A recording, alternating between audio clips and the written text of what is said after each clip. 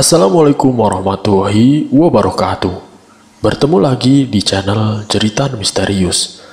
Tentunya masih bersama Bang Joni. Pada kesempatan kali ini, saya akan membawakan kisah misteri yang ditulis oleh Edna Villa. Oh iya, namun sebelum kita masuk ke dalam ceritanya, nama dan tempatnya disamarkan semua.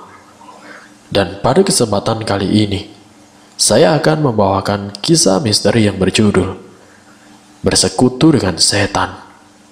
Seperti apa kisahnya? Tak perlu kita berlama-lama lagi. Langsung saja, mari kita simak ceritanya. Menjelang mentari menyingsing di ufuk timur, memancarkan aroma khas embun pagi, dan basah dedaunan menari dengan indah diterpa hembusan pelan angin semilir, membuka tirai satu persatu, lalu membuka jendelanya, menghirup dalam udara pagi di area pegunungan ini, menikmati pagi kesekian kalinya, dengan menyandang statusku sebagai seorang janda muda tepatnya, hidup sendiri di rumah peninggalan mendiang Bang Miftah, yang lumayan membuatku sepi akan kesendirian.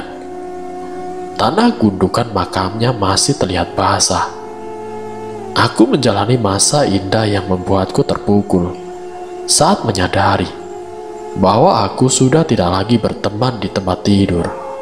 Tidak ada lagi canda tawa di setiap pagi saat kubuatkan ia kopi dengan sedikit gula, menghidangkan sarapan nasi goreng udang kesukaannya, memasak makan siang, hingga setia menunggunya pulang bekerja. Bang Miftah, lelaki kesayanganku, penjaga dan segalanya di hidup ini, telah pergi selamanya tanpa pamit. Pagi itu pukul 8, Bang Miftah memelukku dengan mesra. Setelah tadi malam kami bergulat di ranjang dengan hangat, mengecup keningku dan memberikan senyum terbaiknya. "Tunggu aku kembali sayang," ucapnya. Kubalas dengan senyuman hangat. Setahun pernikahan kami, belum juga kami dikaruniai buah hati. Mungkin karena keadaan ekonomi kami yang belum terlalu mencukupi. Pekerjaan Bang Miftah yang hanya sebagai kuli bangunan tidaklah cukup untuk membuatkanku istana yang besar. Tanah petak warisan dari mertua kami gunakan untuk mendirikan rumah kayu sederhana.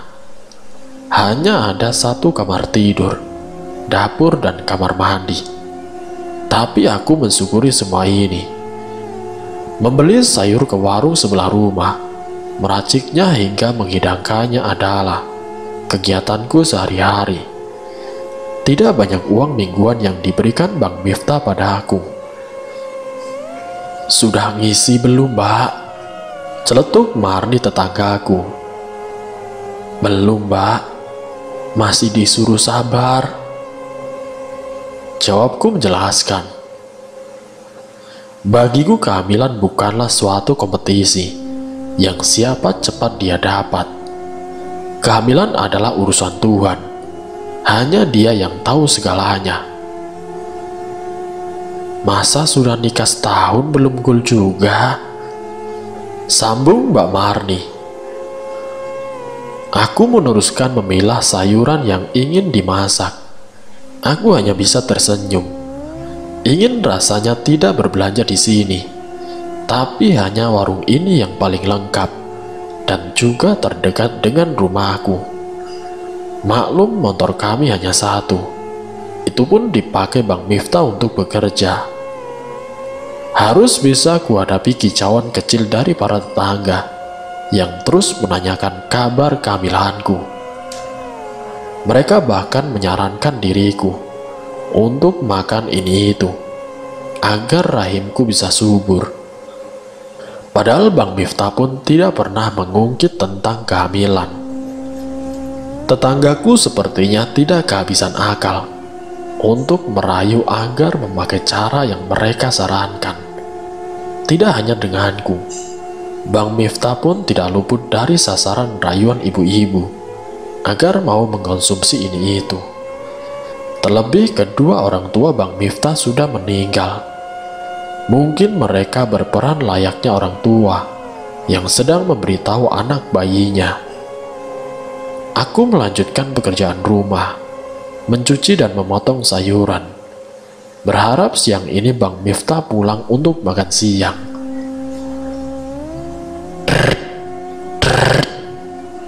Ponselku bergetar.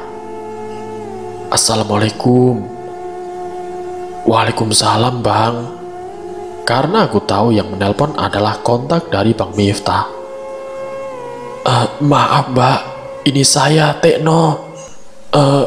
Mas Miftahnya jatuh dari atap rumah, Mbak. Dek. Bagai tersambar peti rasanya. Apa? Sekarang Bang Miftah di mana? Kataku yang panik. Iya, Mbak. Ini sekarang kami lagi mengantarkan ke rumah sakit, jawab si Tekno. Aku pun langsung menutup teleponnya, meninggalkan sayuran yang siap kumasak begitu saja. Aku menuju rumah Mbak Warni tetangga sebelahku. Mbak, tolong Mbak. Rasa hatiku sudah tidak karuan. Ada apa, Mbak? Mbak Warni muncul dari dalam rumahnya. Mbak, tolong antarkan aku ke rumah sakit, Mbak. Loh, siapa yang sakit? Ucapnya. Bang Miftah, Mbak. Dia jatuh dari atap. Mbak Warni bergegas menurunkan motor dari atas teras rumahnya. Aku memakai helm dengan rasa yang berkecamuk. Cepat, Mbak, ayo. Aku menepuk pundaknya. Tidak terasa air mataku berlinang sendirinya, mengkhawatirkan keadaan Bang Miftah. Setibanya di rumah sakit, aku langsung menuju ruang IGD. Kulihat Mas Tikno dan beberapa rekan kerja Bang Miftah. Aku turun dari atas motor Mbak Warni. Mbak, kata Mas Tikno. Iya, Bang Miftah di mana, Mas?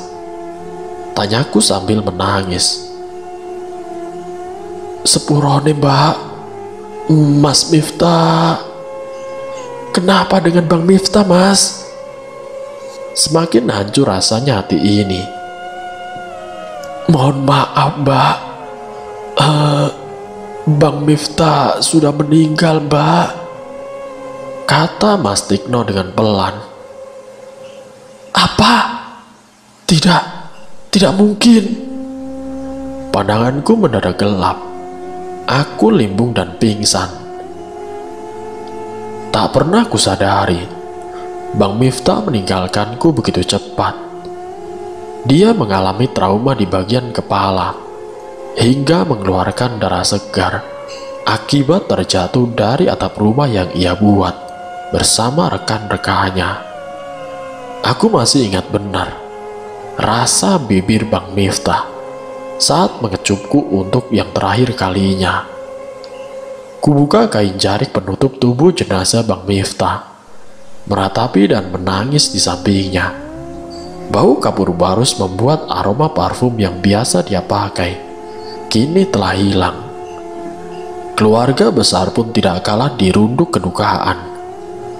Setahun pernikahan adalah usia yang amat singkat untuk menikmati indahnya bahtera rumah tangga. Sampai suatu ketika, menginjak usia ke-25 tahun, aku menjalani hari-hari sepi tanpa seorang suami. Di usia muda aku sudah menyandang status janda, belum terpikir untuk menikah lagi. Yang kurindukan saat ini hanyalah sosok Bang Miftah berada di sampingku. Entah mengapa, aku enggan mencuci gelas bekas kopi terakhir dari Bang Miftah pagi itu, sebelum ia pergi untuk selamanya. Gelas berisikan ampas kopi itu Kusimpan di dalam kotak kardus bening dan meletakkannya di atas lemari, di mana aku selalu melihatnya saat ingin mengambil bumbu masakan. Baju terakhirnya yang bersimbah dengan darah, kucuci dengan bersih, kemudian melipatnya dan meletakkannya di tumpukan baju milik Bang Miftah, menyemprotkan parfum kesukaannya. Sesekali aku mengusap tumpukan baju-baju Bang Miftah apabila sedang membuka lemari. Hingga hari ke-14 pasca tragedi itu, sarung bantal dan spray di kasur enggan ku ganti. Aku masih mengenang pergulatan memadu kasih untuk yang terakhir kalinya di ranjang ini. Setiap merebahkan diri ke kasur, aku melirik bantal milik Bang Miftah yang selalu kutata pada tempatnya dan tidak bergeser sedikit pun, tepat di sebelah bantalku. Kini aku tidak bisa lagi merasakan dengus nafasnya dan suara dengkur kelelahan itu. Sungguh aku sangat merindukannya. Berulang kali kata sabar dan juga tabah terlontar dari sana keluarga dan juga tetangga. Apa boleh buat, mereka tidak sedang berada di posisiku, sepi tanpa siapapun. Aku memutuskan untuk pulang ke rumah emak, mengendarai motor peninggalan Bang Miftah, membawa baju seadanya. Aku tidak ingin terus-menerus dirundung duka mendalam jika tetap berada di rumah, mencari angin segar dan juga pemandangan yang sedikit mengalihkanku tentang kematian Bang Miftah. Bayang-bayang kepala Bang Miftah yang berdarah karena terbentur bongkahan batu gunung yang digunakan untuk pondasi rumah. Bahu kanannya telah patah akibat jatuh dari ketinggian sekitar 3 meter dari atas atap. Teringat perkataan dari Mas Teno, dari kepala Bang Miftah mengeluarkan darah terus-menerus hingga telinga dan juga hidungnya mengeluarkan cairan merah pekat itu. Kepalaku pusing seketika. Aku memberhentikan laju motor di pinggir jalan. Arus yang sedari tadi cukup lancar di perjalanan menuju rumah emak membuatku berkendara sangat pelan karena belum terlalu mahir menyetir. Lagi-lagi di tempat ini, di posisiku berdiri saat ini, aku dan Bang Miftah pernah berhenti sejenak untuk melepas penat dalam perjalanan ke rumah emak dulu. "Kamu capek, Lis," ucapnya waktu itu. Aku seakan terbang ke masa lalu. Kembali butiran bening membasahi pipiku. Sambil berjongkok, aku mengusap bulir-bulir tetesan air mataku. Secepat inikah dia meninggalkanku? Drrrt, drrrt. Ponselku bergetar. "Assalamualaikum, Dek." Aku masih menahan suara agar tidak ketahuan kalau sedang menangis. "Mbak ada di mana, Mbak?" ucap Riani. Mbak lagi di jalan, Dek. Mbak mau ke rumah emak." "Loh, Mbak nangis?" Riani terdengar panik. Enggak, Dek. Mbak sedikit flu," ucapku berbohong. "Ya sudah, Mbak hati-hati ya." Riani adikku yang paling bungsu. Kami 3 bersaudara. Aku anak kedua dan Riani paling kecil. Kakakku Barul sudah menikah dan kini merantau ke Lampung, menjadi supir truk pengangkut sayur-sayuran. Kuteguk air putih yang kubawa dari rumah, kunikmati segarnya, hingga mencapai kerongkonganku yang mengering karena menangis. Menghela nafas panjang, memantapkan hati lalu memakai helm lagi, dan meneruskan perjalanan kembali. "Hati-hati, Lis." Dek, itu suara siapa? Bang Miftah. Tapi tidak mungkin. Aku sedang menyetir sendiri dan tidak ada Bang Miftah di sini. Tapi aku yakin itu suara Bang Miftah yang kudengar. Ataukah mungkin hanya halusinasiku karena terlalu meratapi kepergiannya. Dia memang tidak pernah memanggilku dengan sebutan yang spesial. Selalu menggunakan namaku sejak kami bertemu dulu. Tapi dia suka sekali jika aku memanggilnya dengan sebutan Bang. Entah mengapa, perjalanan kali ini terasa sangat lama dan jauh sekali. Padahal jarak ke rumah emak hanya sekitar 1 jam perjalanan. Tapi kali ini, rasanya aku sudah menyetir lebih dari 1 jam. Aku berhenti lagi, mengingat jalanan yang aku lalui. Dan benar saja, tidak ada yang berbeda. Mungkin aku masih dibalut kesedihan. Jadi pikiranku sangat kacau. Berhenti di sebuah warung kelontong. Ku beli minuman segar di kulkas warung itu. Saat aku ingin menuju ke arah kulkas, tiba-tiba ku lihat sekelebat bayangan. Mirip sekali dengan Bang Miftah. Ia mendekatiku. Sontak aku langsung menoleh ke belakang. Namun tidak ada siapa-siapa di sana. Hanya penjaga warung yang berjalan menuju ke dalam. Jantungku berdegup sangat kencang.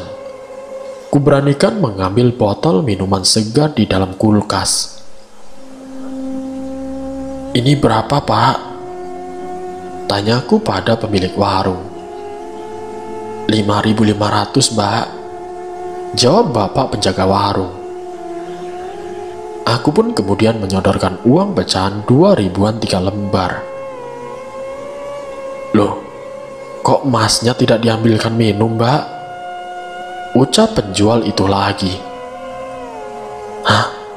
Emas?" Mataku terbelalak menatap Pak penjual. "Iya, itu emasnya yang di atas motor. Kok nggak turun?" Aku mengedarkan netra ke arah motorku. Tapi tidak ada siapapun di situ. Darahku mendesir. Tidak ada siapa-siapa kok, Pak. Saya sendirian. Loh, Mbaknya nggak sadar kalau boncengin orang. Si bapak itu menyodorkan uang kembalian. Bapak bisa aja. Aku mengambilnya, lalu bergegas menuju motorku, meski agak merinding. Di perjalanan pikiranku semakin kalut. Siapa yang sebenarnya dilihat oleh bapak penjual itu? Apakah Bang Miftah? Namun tidak mungkin. Dia sudah tenang di sana. Akhirnya tibalah aku di rumah emak. Ingin rasanya membagi keluh kesah dan kesepianku kepada emak. Beliau adalah orang tuaku satu-satunya sekarang. Setelah kepergian bapak, emak di rumah bersama Riani saja. Dia masih kelas 3 SMP. "Assalamualaikum, Mak." Aku mengetuk pintu rumah emak. "Waalaikumsalam, Mbak. Masuk." Riani menghampiriku. Aku memeluknya. Riani tahu benar kondisiku sekarang. Menumpahkan air mataku di pundaknya. Membuatku terasa lega. Kulepaskan tas yang kujinjing ke lantai. "Sabar, Mbak. Semuanya akan baik-baik saja." Riani mengelus pundakku yang masih memeluknya. Aku masih sesenggukan. "Dek, emak di mana, Dek?" tanyaku sembari menyeka air mata di pipi. "Ada, Mbak. Emak lagi di dapur. Lagi goreng kerupuk." Rumah emak memang besar dan luas, sehingga jika ada tamu yang datang, tidak terdengar apabila emak sedang di dapur. Sehari-hari kegiatan emak adalah berjualan kerupuk udang, membeli bahan baku di pasar, kemudian menggorengnya dan menjualnya di warung-warung tetangga. "Emak," aku menghambur ke pelukan emak yang sedang duduk di depan tungku penggorengan. Emak pun menoleh, melepaskan peniris kerupuk. "Mak," aku menangis di pangkuan emak. "Iya, Lis, sabar, sabar nak." Emak mengelus kepalaku. "Mak, Lis gak kuat, mak." Ku telengkupkan wajah ke kaki emak. "Sabar, Lis, sabar. Kamu harus ikhlas. Insya Allah Miftah tenang di sana."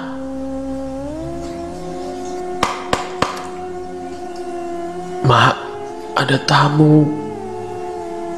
Aku pun kemudian bangkit. "Mana, Lis? Kok emak gak dengar apa-apa?" ucap emak. "Psst." Tengkuku tiba-tiba menjadi dingin. Semilir angin yang entah dari mana meniup halus kulit leherku. Aku beranjak menuju pintu dan lalu membukanya. Hening, tidak ada siapapun. "Riana, tadi yang ngetuk-ngetuk pintu siapa, nah?" tanyaku pada Riana yang muncul dari dalam kamarnya. "Tidak ada kok, Mbak. Aku dari tadi di dalam kamar tidak dengar apa-apa." Aku kemudian memasuki kamar, menyibakan tirai penutup pintu, melihat ke arah ranjang tua, yang dimana dulu kuhabiskan malam tertidur di atas itu, selama aku masih perawan. Selama menikah dengan Bang Miftah, terhitung 4 kali kami mengunjungi rumah emak, karena lebih memilih tinggal di rumah sendiri, agar lebih mandiri. Dan yang kelima aku datang seorang diri, dengan sejuta kesedihan. Kuusap bantal lusuh yang menumpuk di atas kasur, mengingat saat tidur di ranjang ini bersama Bang Miftah. Kudengar lagi suara ketukan di dalam lemari kamar. Aku langsung menghampiri dan membuka pintu lemari. Kosong, tidak ada apa-apa. Semua baju-bajuku sudah dibawa ke rumah, termasuk perlengkapan yang lainnya. Jadi yang tertinggal di kamar ini hanya lemari kosong, cermin kecil beserta ranjang dan kasur. Aku membuka tirai jendela, menghirup udara sore. Melihat keluar jendela, hamparan rawa-rawa yang dipenuhi ejeng gondok. Rumah emak memang terletak di kawasan rawa-rawa, sehingga tidak jarang jika musim hujan tiba, selalu terkena banjir yang lumayan besar.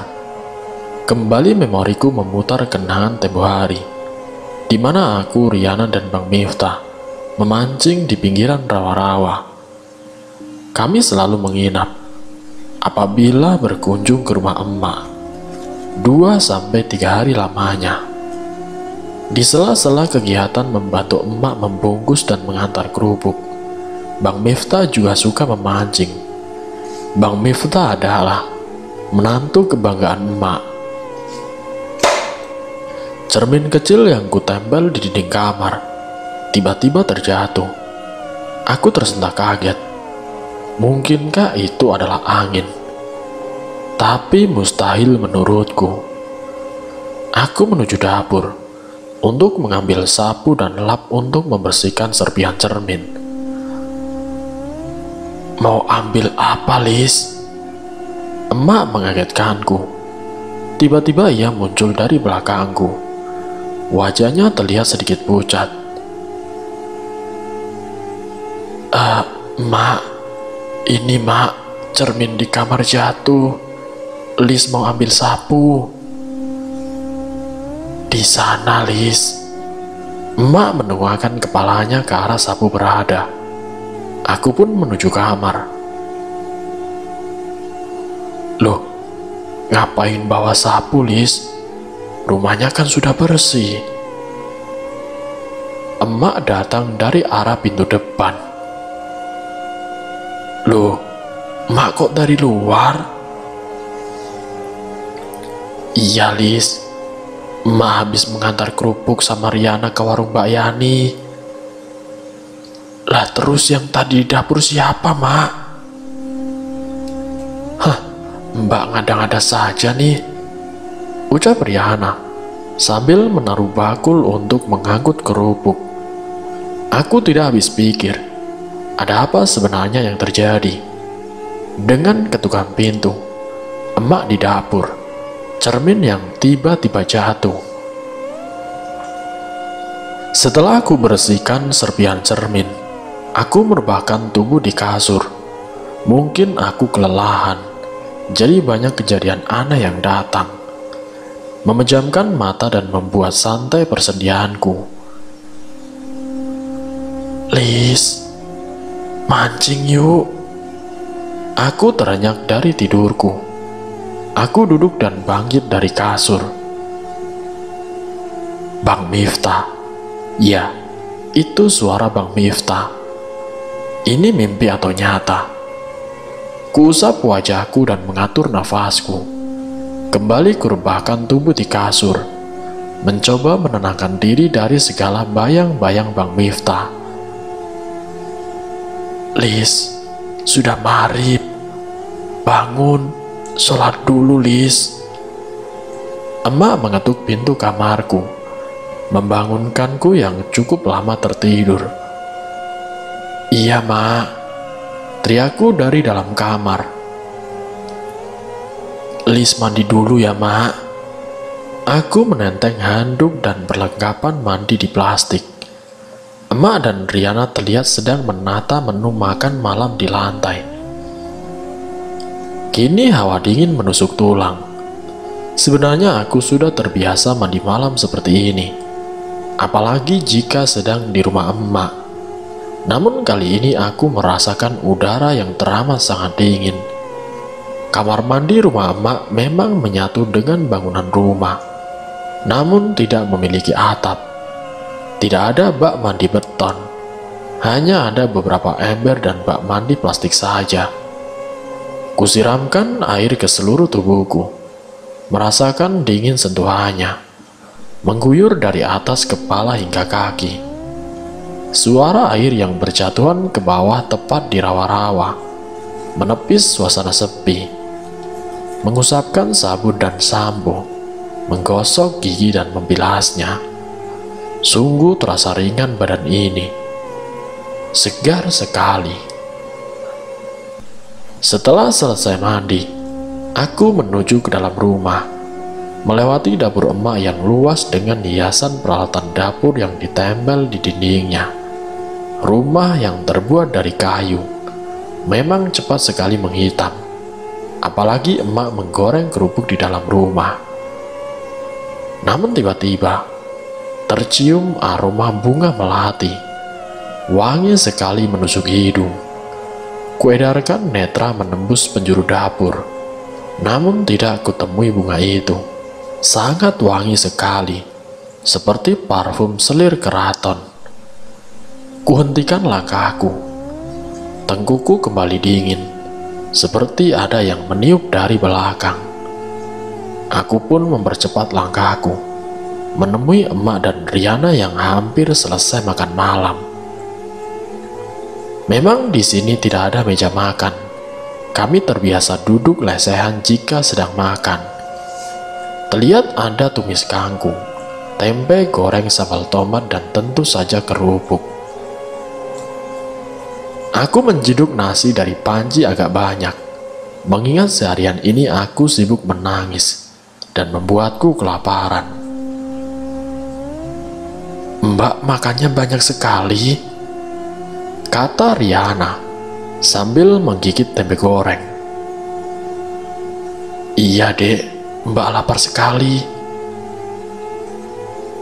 Lis, kamu tinggal di sini saja sama Mak dan Riana ya, ucap Mak setelah kami selesai makan. Emak tahu kamu kesepian. Kamu di sini saja, bantu emak. Lanjut emakku. Tapi mak, rumah di sana siapa yang nungguin mak? Ya kamu sekali saja ke sana, membersihkan dan bisa juga menginap di sana. Ajak Riana. Emak melihatku serius. Lis. Baik mak, Lis pikir-pikir dulu ya mak. Jujur aku belum sanggup meninggalkan rumah itu. Tapi di sisi lain, aku akan terus teringat pada mendiang Bang Miftah apabila tidak meninggalkan rumah itu. Kubuka ponselku, mencoba melihat foto-foto Bang Miftah kembali. Tanpa terasa air mata ini kembali menetes saat melihat foto pernikahan kami. Berbalut gaun putih, aku dan Bang Miftah terlihat sangat bahagia. Berulang kali aku menyeka air mataku. Dep. Tiba-tiba ada yang memegang pundakku. Kulihat emak sudah tertidur di ruang tamu saat tadi kuabaikan beliau berbicara. Tangannya seperti seorang lelaki, berat dan kasar. Langsung ku tengok ke sebelah kanan. Nihil. Namun nihil tidak ada siapapun. Mak bangun mak. Aku menggoyang tubuh emak. Emak terbangun dan mengusap matanya. Mak, temenin Lis tidur di kamar ya mak. Pintaku pada emak. Emak pun beranjak menuju kamarku. Kami berdua tidur satu ranjang. Ada perasaan takut menyelimuti diriku. Emak tidur di pojok dekat dinding, dan aku di sebelahnya, mencoba sekuat tenaga memejamkan mata, tapi tidak berhasil. Malam itu pikiranku melayang, antara tidur dan tidak, antara sadar dan tidak. Sepertinya aku sedang berada di suatu tempat, bersama orang-orang yang tidak kukenal. Mereka berdiri di sekitarku, namun tidak satupun yang menegur dan melirikku. Orang-orang ini berwajah pucat dan tanpa ekspresi sedikit pun. Ada yang berjalan bungkuk, anak-anak berlarian, dan wanita dengan rambut panjang. Aku duduk di sebuah kursi taman, celingukan dan melihat sekeliling. Namun tiba-tiba, datang seorang pria menghampiriku dan mengulurkan tangannya. Ku tengok ke atas. Wajahnya sangat seram, bercucuran dengan darah, mata yang hampir lepas dari tempatnya, dan tangan kanannya hampir putus.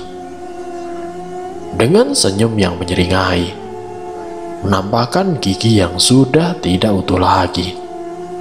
Aku berteriak sekuat tenaga, namun tidak terdengar suara teriakanku. Aku menutupi wajahku dengan kedua tangan, mencoba menghindar dari uluran tangan pria itu. Keringat dinginku bercucuran. Singkatnya, berbulan-bulan aku tinggal di rumah emak, menjalani aktivitas menggoreng kerupuk dan mengantarnya ke warung. Sesekali aku dan Riana membeli bahan bakunya di pasar pada saat matahari mulai menampakkan sinarnya. Sesekali juga aku mengajak Riana untuk mampir sebentar ke rumah peninggalan Bang Miftah, sekedar untuk membersihkan debu-debu dan beristirahat sejenak. Aku masih tidak sanggup bila harus menginap lama di rumah ini. Kenangan di setiap sudut rumah ini selalu membawa pada Bang Miftah. Mbak gak coba buat nikah lagi mbak? Tanya Riana. Kami baru selesai mengantarkan kerupuk ke warung makan yang lumayan besar dekat kota. Mbak belum kepikiran nak. Mbak masih ingin sendiri dulu. sambil kuseruput es jus mangga favoritku. Kami berdua duduk di sebuah kedai pinggir jalan. Tapi keluarga Mas Miftah sudah mengizinkan Mbak menikah lagi kan? Ucap Riana. Sudah sih, tapi Mbak yang masih belum mau, Dek. Entah mengapa, sulit rasanya kubuka lagi hati ini untuk menerima cinta yang baru. Padahal masa idahku sudah selesai 3 bulan lalu. Mbak, nanti mampir ke rumah Mbak Desi dulu ya Mbak.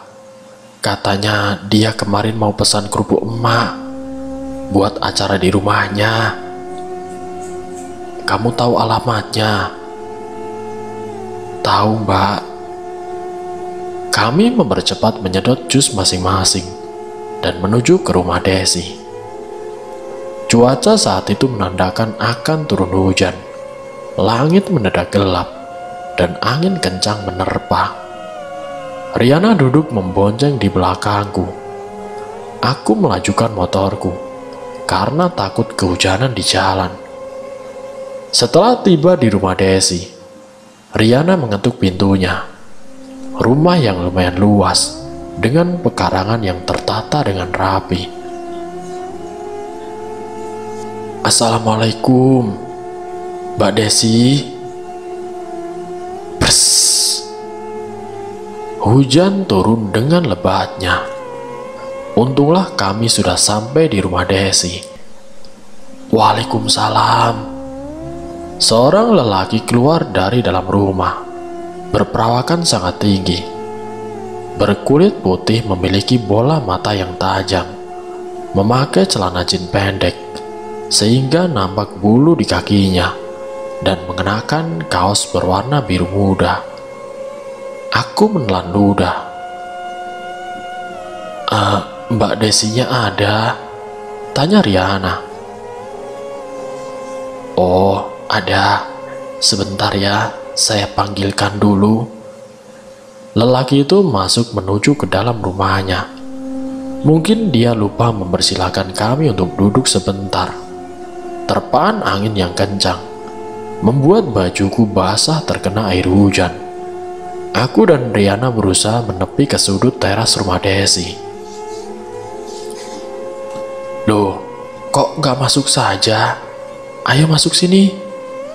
Seorang wanita yang terlihat lebih tua daripada aku menyambut kami dengan senyum hangatnya. Berambut sebau tergerai lurus, memakai baju dinas khas ibu-ibu, alias memakai daster. Kami pun memasuki rumahnya. Besar, ada hiasan guci-guci antik, tulisan kaligrafi yang tertempel di dinding ruang tamu, dan lemari hias berisikan koleksi tas mahal. Ayo silahkan duduk, ucap Desi. Kok kamu gak bilang dulu kalau kamu mau ke rumah, Riana? Lanjut si Desi. Iya Mbak, ponselku lobet. Mau telepon pakai handphone Mbak Lilis. Aku tidak hafal nomornya Mbak Desi, jelas Riana. Oh, ini Mbak Lilis ya, yang pernah kamu ceritakan dulu. Dia menatapku.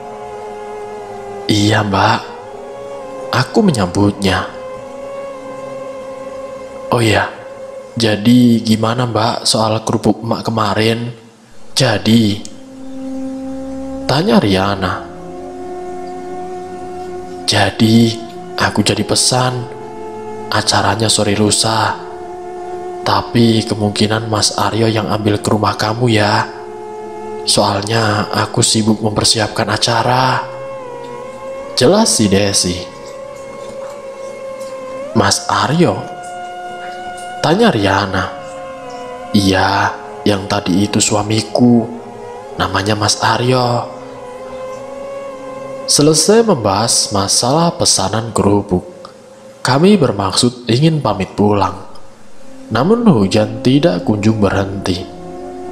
Kasihan juga emak jika ditinggal lama-lama di rumah sendirian. Oh iya, kalian biar diantar Mas Aryo saja ya. Kasihan kalian. Soalnya kan hujannya masih deras sekali. Desi mengantar kami sampai pintu dan melihat hujan yang masih sangat deras.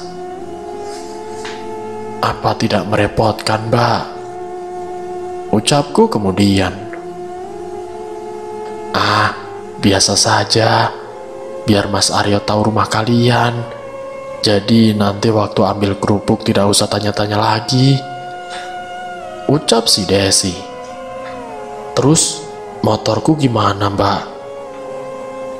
Kata Riana. Sudah, soal motor besok biar diantar sama Pak Bas, pembantuku. Desi masuk ke dalam rumahnya, mungkin memberitahu suaminya. Dan benar saja, mobil Fortuner hitam keluar dari garasi. Tidak tambah siapa yang menyetirnya, entah Pak Bas ataukah Mas Aryo yang di dalam. Kami pun berpamitan kepada si Desi, melangkahkan kaki dengan menutupi kepala, menggunakan tas yang kami bawa. Aku memasuki mobil itu. Mas Aryo tersenyum pada aku. Mobil pun melaju menembus derasnya air hujan. Aku dan Riana duduk di kursi belakang. Tentu saja sesekali aku mencuri pandang ke wajah Mas Aryo. Riana memberi instruksi arah jalan menuju rumah. Dan akhirnya tibalah di rumah. Kami berterima kasih kepada Mas Aryo dan tidak lupa senyum terbaikku persembahkan. Emak memang sudah terbiasa dengan pesanan-pesanan kerupuk. Semenjak Abah meninggal karena sakit TBC, emaklah yang menghidupi kami bertiga. Hingga akhirnya Mas Bahrul menikah dengan orang Lampung dan merantau ke sana. Sudah lama Mas Bahrul tidak pulang ke rumah emak. Menelpon pun juga sangat jarang. Emak tidak pernah menuntut diberi uang per bulan, karena emak tahu keadaan ekonomi Mas Bahrul yang sangat pas-pasan. Saat aku dan Bang Miftah menikah pun, ia tidak datang, karena tidak mampu membeli tiket untuk pulang dan pergi. Kasihan melihat emak jika masih tetap bekerja, di usianya yang menjelang semakin tua. Tapi emak tipikal orang yang tidak mau berdiam diri. Ia senang bila ada kegiatan yang dilakukan. Ditambah sekarang aku menumpang lagi di rumah emak, membuatku semakin kasihan melihatnya. Pip, pip. Terdengar bunyi mobil berhenti di depan rumah. Assalamualaikum. Waalaikumsalam. Aku menuju pintu yang terbuka dari tadi. Ternyata Mas Aryo. Dia datang mengambil pesanan kerupuk dengan setelan rapi memakai jas dan dasi. Tidak lupa dia memakai sepatu hitam yang mengkilap. Mas Aryo, silakan masuk Mas. Sebentar ya, saya ambilkan kerupuknya. Dia hanya tersenyum. Aku menuju dapur dan membawa 5 bungkusan plastik besar berisi kerupuk. Kuletakkan plastik kerupuk di bagasi mobilnya. Dia menungguku sambil membukakan pintu bagasi. Aku menghirup bau parfumnya. Nikmat sekali. Totalnya berapa ya? Kemarin Mbak Desi bilang harganya berapa? Aku balik bertanya. Loh, gimana sih? Dia mengernyitkan dahi. Ekspresinya lucu sekali. Riana dan emak lagi pergi ke pasar. Saya lupa harganya. Aku menggaruk kepala. Ya sudah, aku telepon Desi dulu ya, ucapnya. Aku pun mengangguk. Berulang kali dia mencoba menelpon si Desi, namun nampaknya tidak diangkat. Tidak diangkat. Mungkin dia lagi sibuk mempersiapkan acara nanti malam. Ya sudah, aku bawa dulu ya. Nanti aku balik lagi ke sini buat bayar. Lanjut Mas Aryo. Iya mas, maaf sudah merepotkan ya. Sudah, gak apa-apa. Oh ya, motor kamu sudah dikembalikan Pak Bas kan? Tanya Mas Aryo. Sudah mas, kemarin sudah diantar kok. Terima kasih ya. Aku pun mencoba memberikan senyum terbaik. Ya sudah, aku pulang dulu ya. Nanti kalau sudah tahu harganya, pasti segera aku bayar. Dia menutup pintu bagasi mobilnya. Tengkuku kembali merinding, padahal tidak ada angin saat itu. Bulu-bulu halusku pun terasa berdiri semua. Aku mengusapnya. Sore itu saat hujan mulai turun rintik-rintik, bertemankan teh hangat dan bungkusan roti isi selai coklat. Aku menyandarkan tubuhku di dipan milik emak. Dipan yang cukup tua terbuat dari rotan. Jika ada orang duduk lalu bangkit, ia akan berbunyi mendecit. Emak dan Riana sedang tidak di rumah. Mereka pergi mengantarkan kerupuk ke sebuah warung makan di tengah kota. Inilah resiko berjualan yang bergantung pada lahan milik orang lain. Kita harus cepat sigap menawarkan dengan kesana kemari, apapun kondisi alamnya. Aku salut pada emak. Beliau sama sekali tidak mengeluh, bahkan untuk memanjakan dirinya. Dengan berpijat pun jarang dilakukannya. Begitu pula dengan Riana, gadis lulusan SMA itu. Tidak protes jika dirinya hanya menjadi kurir, pengantar kerupuk. Aku bersyukur, dikala kekalutan hatiku sepeninggalan mendiang Bang Miftah, masih ada emak yang sanggup membiayai kehidupanku. Sesaat terlintas kembali raut wajah Mas Aryo. Beruntungnya si Desi. Jika dilihat dari pakaian dan postur tubuhnya, Mas Aryo adalah seorang atasan di dealer mobil. Pernah sepintas kulihat ada nama yang tertempel di kemejanya dengan tulisan manajer. Hebat sekali. Aku terperanjat dari dipan, terkejut mendengar ada benda yang jatuh dari dapur. Bergegas menuju ke dapur dan melihat apa yang terjadi. Sebuah gelas dan sosok wanita. Aku tidak mengedipkan mata melihatnya. Dia membelakangiku dengan posisinya menghadap ke arah jendela. Rambutnya lurus sebahu memakai baju berwarna merah dengan bawahan rok hitam. Roknya menutupi kakinya.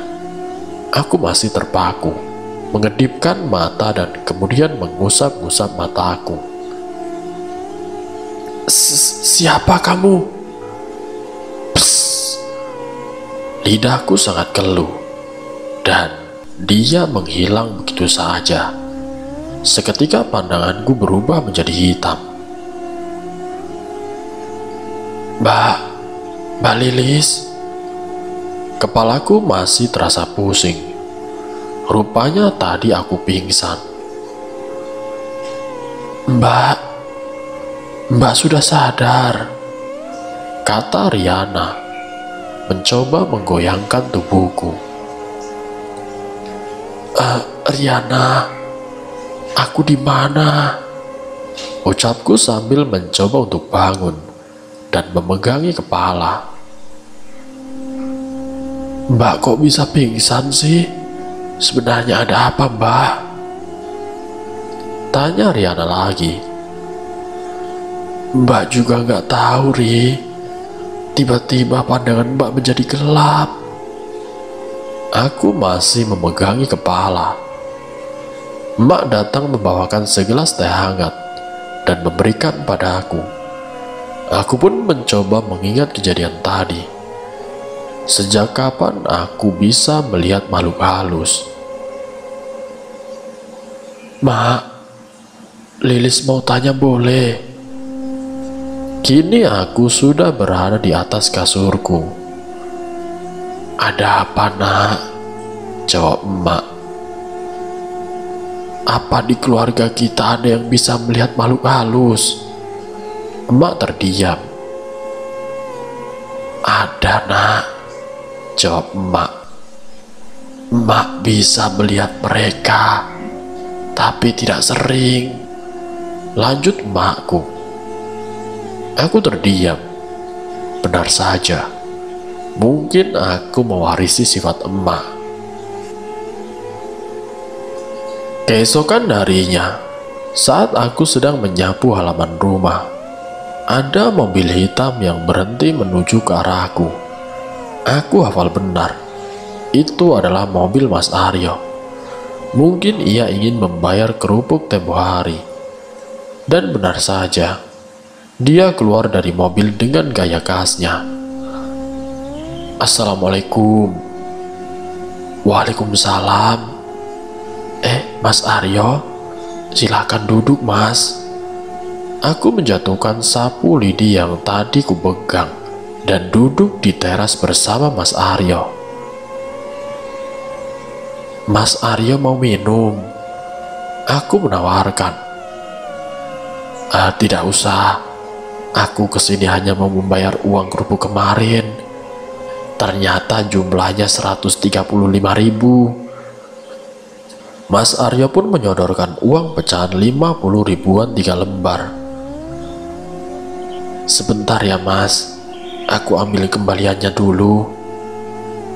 Saat aku ingin beranjak ke dalam rumah, tangan Mas Aryo memegangku dan mencegahku untuk masuk. Tidak usah, hitung-hitung itu biaya keterlambatan. Aku pun duduk kembali. Perasaanku yang tadi biasa saja, kini berubah menjadi gugup. Jantungku berdebar. Apalagi tadi tangan Mas Aryo memegang tanganku. Aku melihat sekilas bayangan seorang wanita masuk ke dalam rumah. Wanita yang mengenakan baju merah dengan rok hitam. Seperti yang semalam kulihat. Bulu kuduku berdiri. Ada apa? Tanya Mas Aryo. Tidak ada apa-apa, Mas, jawabku sambil mengelus leherku. Oh ya, kalian hanya tinggal bertiga di sini? Tanya Mas Aryo. Iya, Mas. Semenjak suamiku meninggal, aku tinggal di sini bersama emak dan Riana. Oh, maaf. Aku tidak bermaksud, ucapnya dengan nada bersalah. Tidak apa-apa, Mas. Oh ya, Mas pulang dari bekerja ya? Tanyaku so akrab. Iya, tadi habis dari kantor, terus mampir ke sini, jawab Mas Aryo. Oh ya, memangnya Mas Aryo kerja di mana? Di dealer mobil ya? Dia terkekeh. Manis sekali. Kalau aku mau beli mobil, bisa dong lewat Mas Aryo saja. Bisa dengan senang hati. Dia pun membuka tas kecil yang dibawanya dan mengeluarkan selembar kertas kecil. Ini kartu namaku, disimpan ya. Siapa tahu nanti mau beli mobil. Dia menyodorkannya. Aku pun tersenyum padanya. Dia pun pamit pulang karena ada janji untuk menemani istrinya ke dokter. Saat kutanya sakit apa, Mas Aryo tidak menjawabnya. Kulambaikan tangan padanya dan tetap memeluk kartu nama yang tadi diberinya. Kali ini aku yang menjadi kurir antar kerupuk. Riana sakit demam. Mungkin kelelahan setelah warawiri mengantarkan dengan bersama emak. Dulu sebelum menikah, akulah yang menjadi kurir kerupuk. Saat itu Riana masih sekolah, jadi aku sudah hafal tempat langganan emak. Setelah selesai membungkusi kerupuk, emak memasukkannya ke dalam karung berwarna biru besar, mengikat bagian atasnya, lalu meletakkannya di jok motor belakang, memastikan karung itu kuat dan tidak goyang terkena terpaan angin. Dirasa sudah mantap, aku memulai mengantarkan sumber penghasilan kami hari ini. Ada 5 buah warung yang akan kudatangi, menitipkan kerupuk-kerupuk ini. Cuaca sedikit mendung hari ini.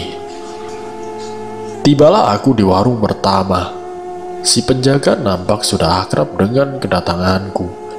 Ia langsung memintaku meletakkan kerupuk pesanannya di dalam toples besar yang tersedia di atas masing-masing meja warung. Ia pun memberiku beberapa lembar uang. Katanya ini bayaran untuk kerupuk emak yang sudah laku kemarin. Aku mencatatnya di ponselku agar tidak lupa. Aku kembali meneruskan perjalanan, melewati bangunan-bangunan ruko yang menjulang tinggi di kota. Lalu lalang kendaraan berseliweran membalap motorku. Aku tidak berani melajukan motor dengan kecepatan di atas 40 km per jam. Takut jika kurang berisi, kerupuk ini akan berhamburan kemana-mana. Aku melewati sebuah tempat yang tidak asing di ingatanku. Ya, dealer mobil milik Mas Aryo. Kuhentikan sejenak motorku di pinggir jalan, tepat di depan ruko dealernya. Namun tidak nampak Mas Aryo di sana. Hanya ada beberapa karyawan saja yang sedang duduk, dan ada yang berdiri mondar-mandir. Aku pun tidak melihat mobil Fortuner hitam yang biasa ia gunakan jika ke rumahku. Senyum tersungging di bibirku, membayangkan betapa bahagianya si Desi memiliki seorang Mas Aryo. Gagah, tampan, kaya raya adalah dambaan setiap kaum hawa. Aku menutup kaca helm dan melanjutkan mengantar kerupuk. Sampailah aku di warung kedua, memarkirkan motor dan menurunkan karung kerupuk. Loh, kamu di sini? Mas, aku terkejut. Mas Aryo? Iya, aku sarapan dulu di sini sambil nunggu. Katanya ada yang mau meeting sama aku. Dia masih duduk di kursi warung. Terlihat ia sedang menyantap hidangan pecel dan juga lauk ayam goreng dan secangkir teh hangat. Ayo sarapan bareng, temani aku, pinta Mas Aryo. Entah mengapa badanku terasa refleks menuruti permintaan Mas Aryo. Ia memesankanku sepiring nasi rames dan juga air putih hangat. Kalau boleh tahu, suamimu meninggal karena apa? Tanya Mas Aryo, sembari menyeruput teh hangat. Dia jatuh dari atap rumah, Mas. Bang Miftah jadi kuli bangunan. Sekarang kamu gak berniat untuk menikah lagi. Kan kamu masih muda. Dia memperlihatkan barisan giginya yang besar dan rapi. Belum terpikir ke situ, Mas. Masih senang membantu emak dulu. Cukup lama kami mengobrol. Hingga tidak terasa, makanan yang kami pesan sudah ludes. Mas Aryo sangat asik, suka diajak bercanda, dan juga bertukar pikiran. Orang yang kritis dan berwibawa. Aku kagum padanya.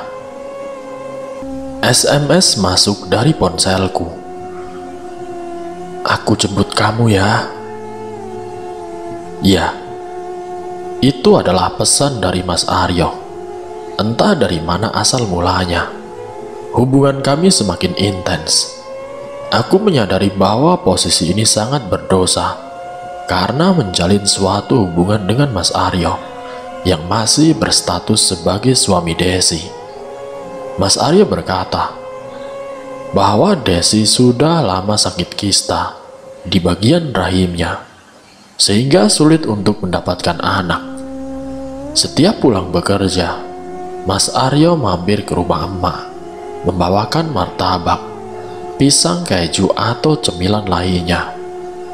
Berulang kali emak dan Riana memperingatkan diriku bahwa tindakan ini salah besar.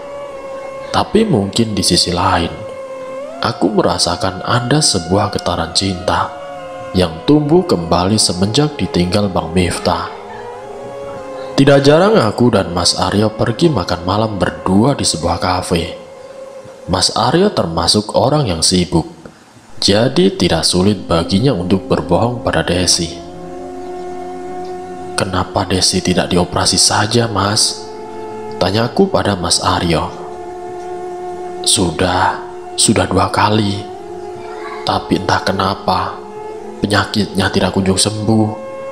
Pakai cara alternatif juga sudah, jelas Mas Aryo. Jika dilihat dari sifatnya, Mas Aryo sangat mencintai si Desi.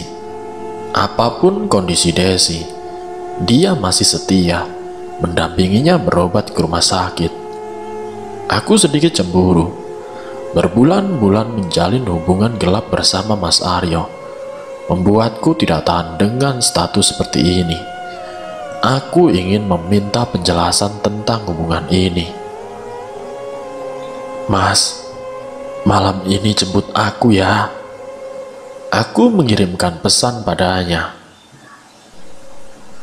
"Gak bisa, Lis. Malam ini jadwal kontrol Desi," balas Mas Aryo. "Kok gitu? Sejak kapan kamu peduli sama istrimu?" Rasa cemburu yang sudah di ujung tanduk. Lama sekali kutunggu balasan SMS dari Mas Aryo, namun tidak kunjung kuterima. "Hati-hati, Lis. Emak sudah berkali-kali memperingatkanmu soal hubungan ini. Emak tidak mau kamu menjadi perusak rumah tangga orang, Lis," ucap emak memperingatkanku. "Tidak kok, Mak. Mas Aryo itu sudah bosan sama Desi. Dia mau menikahiku," jawabku sekenanya. "Apa?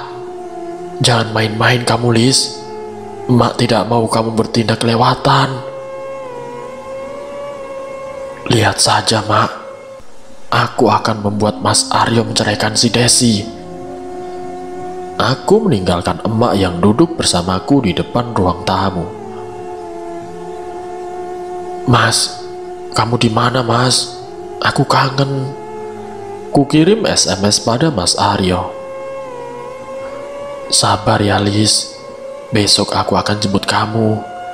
Kita makan malam berdua."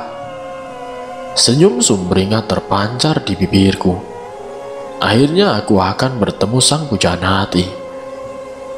Keesokan malam Mas Aryo memenuhi janjinya dengan memakai celana jeans sedengkul, baju kaos berwarna hitam, dan tidak lupa dia memakai jam tangan. Dia tampak seperti pangeran. Aku memoles wajahku supaya terlihat sangat cantik di hadapannya. Memakai baju atasan berwarna biru, malam dengan aksen rendah di lengannya, dan rok sepan merah muda. Tidak lupa sendal selop dan tas selempang warna senada. Rambut kugores saja. "Ayo, Mas." Aku menggandeng tangan kekar Mas Aryo. Kami memasuki mobil hitamnya. Duduk di sampingnya, memangku tas selempang. Kami menuju di sebuah kafe. Rata-rata pengunjungnya adalah kaum elit. Terlihat dari mobil-mobil yang terparkir dengan rapi dan dari pakaian mereka yang branded. "Lis, kamu mau pesan apa?" Saya mau pesan seafood udang saja sama orange juice, Mas," kataku sembari membuka-buka buku menu. "Pastanya satu, seafood udang satu, minumnya orange juice dan mocha float ya," ujar Mas Aryo pada pelayan kafenya. "Mas, aku mau tanya sesuatu," ucapku. "Apa, Lis?" Mas Aryo melepaskan ponsel yang sedari tadi dilihatnya.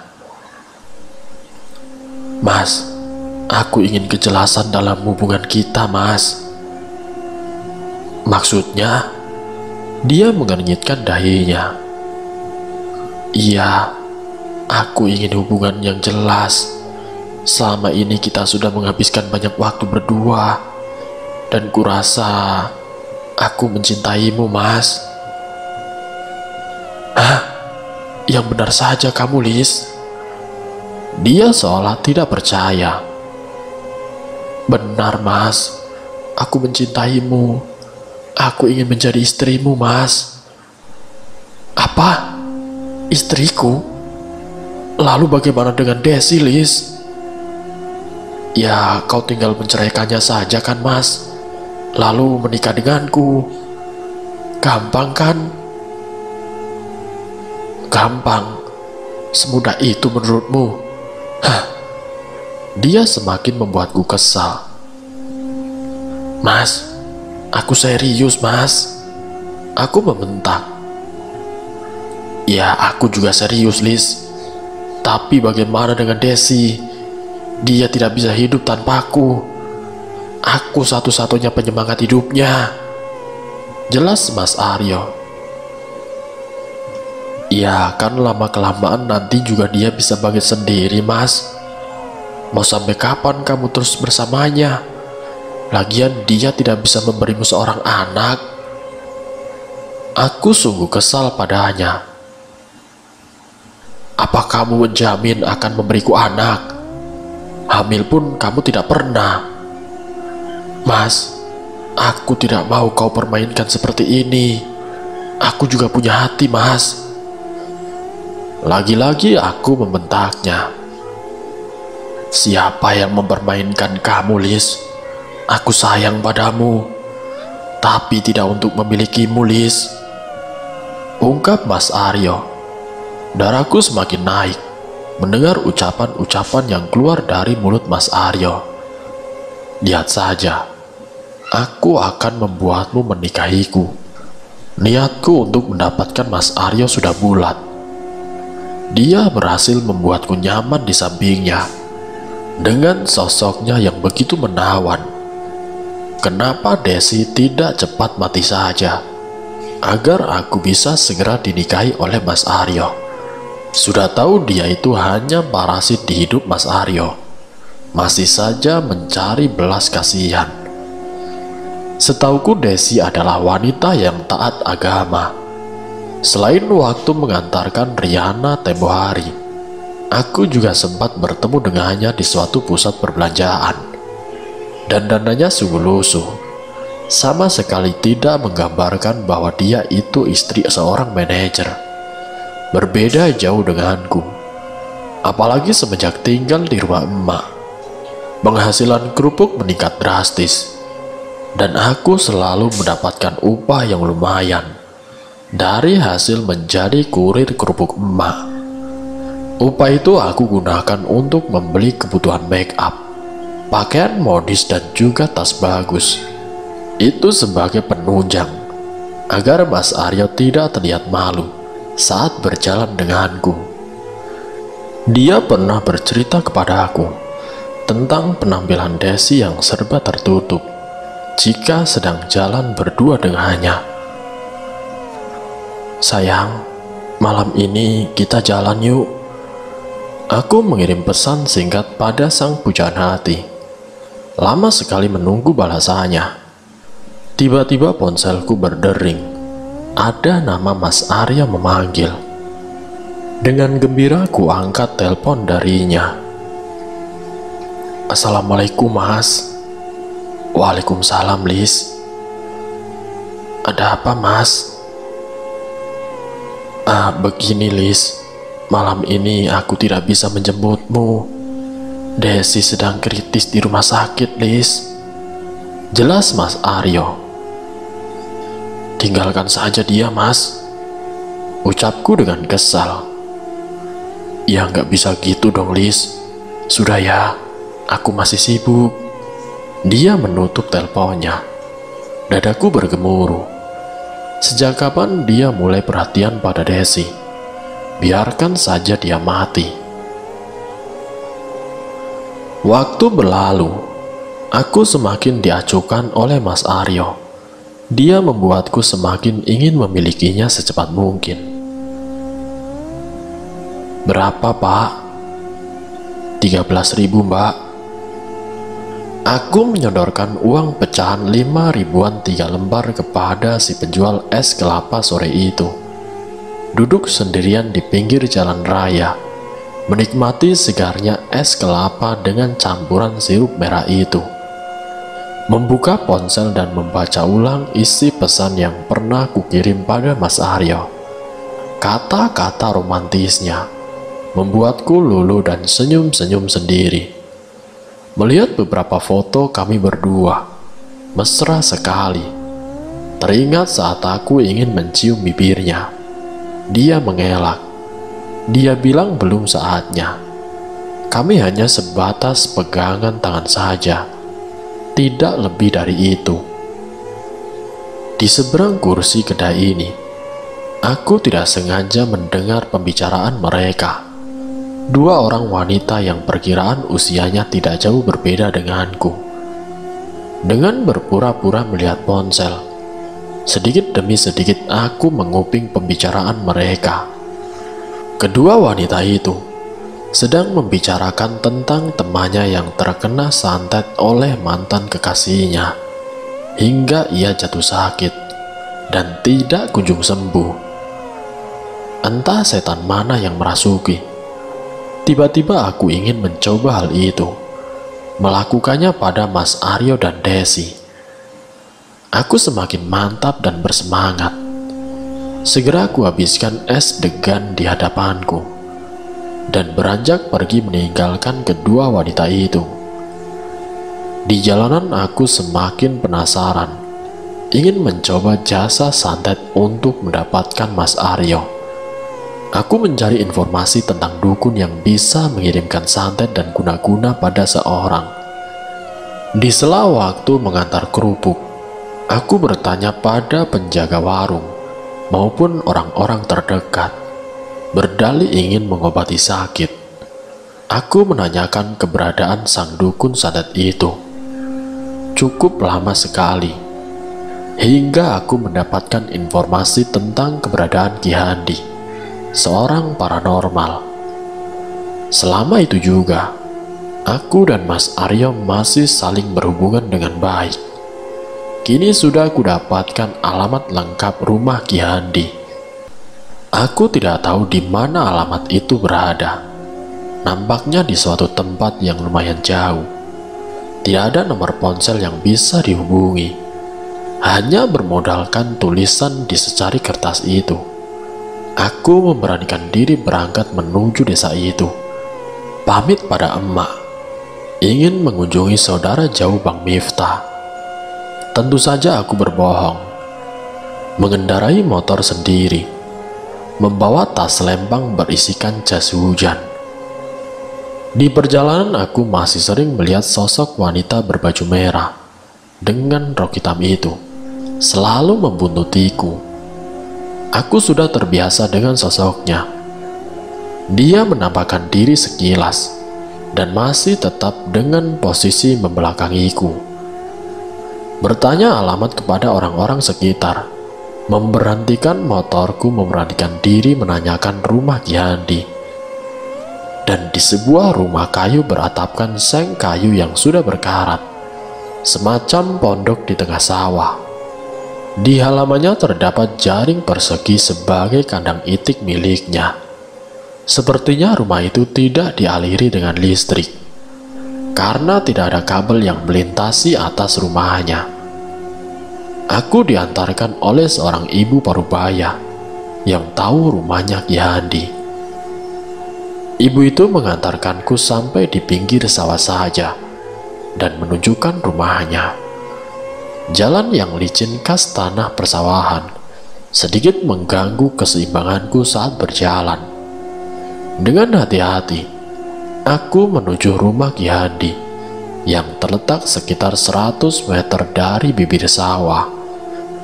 Suara itik yang bersahutan menandakan mereka sedang melihat orang asing menuju ke tempat ini. "Assalamualaikum, Ki," ucapku sambil mengetuk daun pintu. "Waalaikumsalam. Siapa?" Suara yang cukup rentah kudengar dari arah dalam rumah. Saya, Ki. Saya mau minta tolong." Ki Handi membukakan pintunya. Perawakan yang lebih pendek dariku, memakai baju dan celana hitam. Ada kupluk di atas kepalanya. Terlihat cukup tua karena kulitnya yang sudah terlihat keriput. "Ayo, masuk," ajak Ki Handi. Aku pun mengangguk.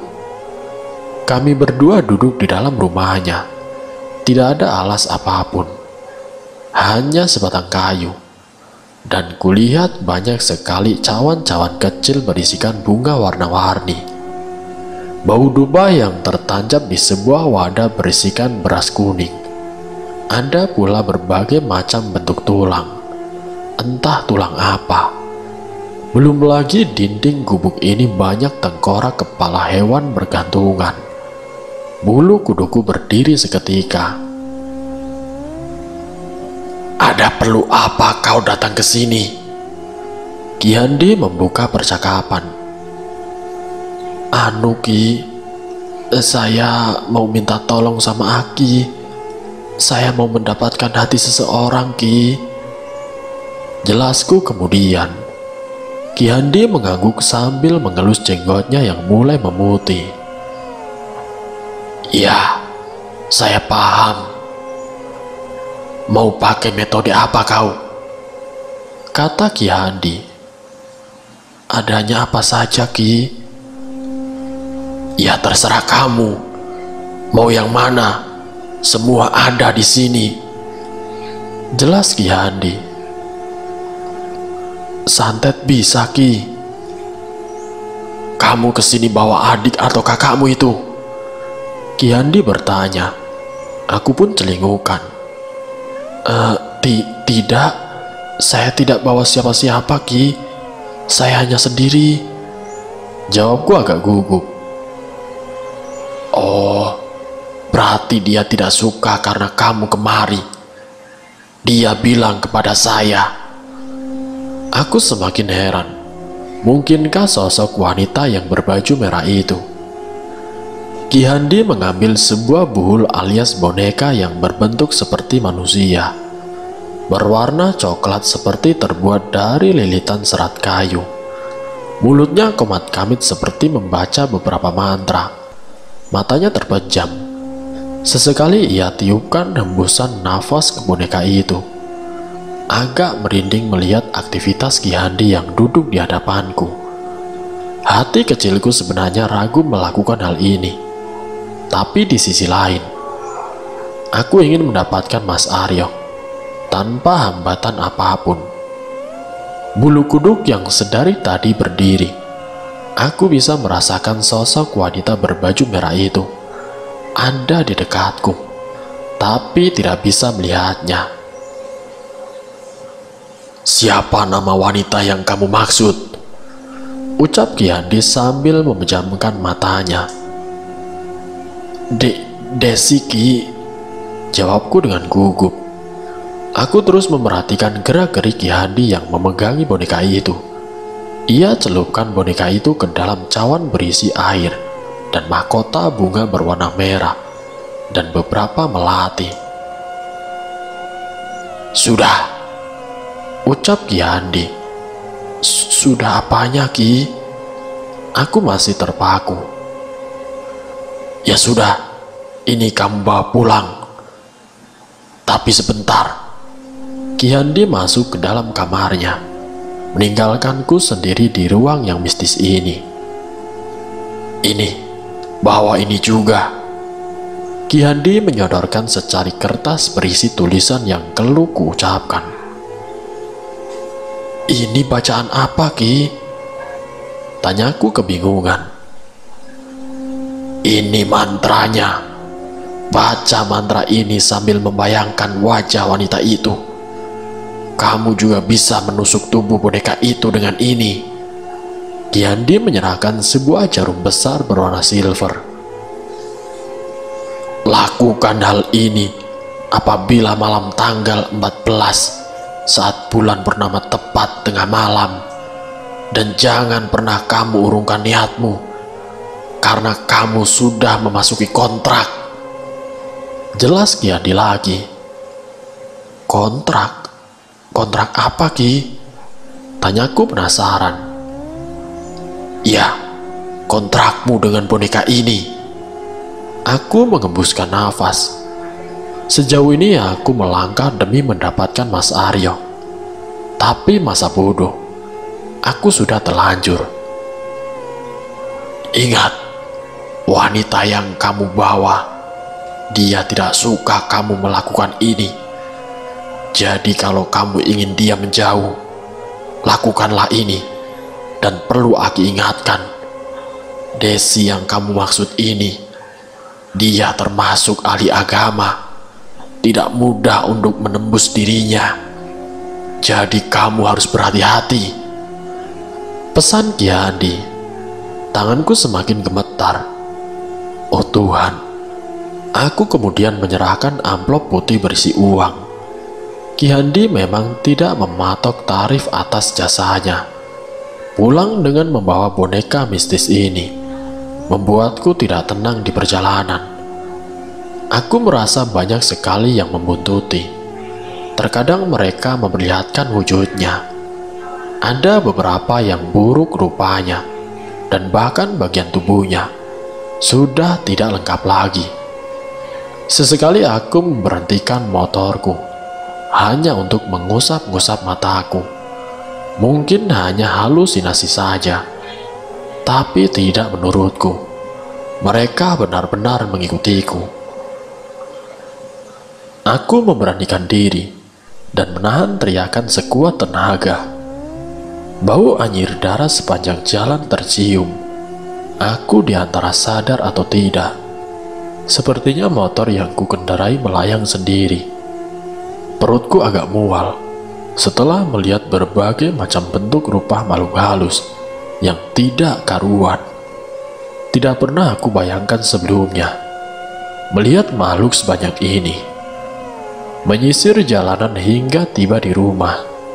Kondisi tubuh sangat lelah dan ngantuk sekali. Assalamualaikum. Aku mengetuk pintu rumah. Assalamualaikum. Beberapa kali ku ketuk, namun tidak ada jawaban. Kemana perginya emak dan Riana? Biasanya jam segini mereka masih asik menonton televisi. Aku mencoba mengintip dari jendela, namun sudah tertutup oleh gorden. Lampu teras pun sudah mati. Ini ada apa? Kemana mereka? Kurogoh tas untuk mengambil ponsel dan mencoba untuk menelpon Riana. Namun handphonenya tidak aktif. Tumben sekali. Aku duduk di kursi teras sambil menunggu mereka membukakan pintuku. Jam pun berganti hingga tiba hampir tengah malam. Lagi-lagi ku coba mengetuk pintu dan berteriak, tapi sama tidak ada jawaban. Lelah badanku tidak bisa tertahankan. Aku berbaring di ubin teras dengan beralaskan bantal dari tasku, menutupi badan dengan jaket. Sungguh sial sekali hari ini.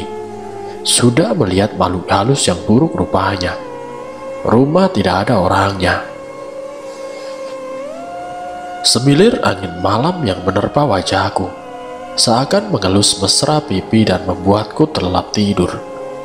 Antara sadar dan tidak, aku seperti melayang menuju ke sebuah singgasana yang sangat indah sekali. Di sekitarnya ditumbuhi aneka bunga berwarna-warni. Bau semerbak memenuhi rongga hidungku. Di dalam hatiku bertanya-tanya, di manakah ini aku berada? Tempat yang sangat asing bagiku. Aku berjalan menuju ke arah depan. Bisa kurasakan di sekeliling banyak sekali makhluk-makhluk halus tidak berkaki. Mereka seakan melayang.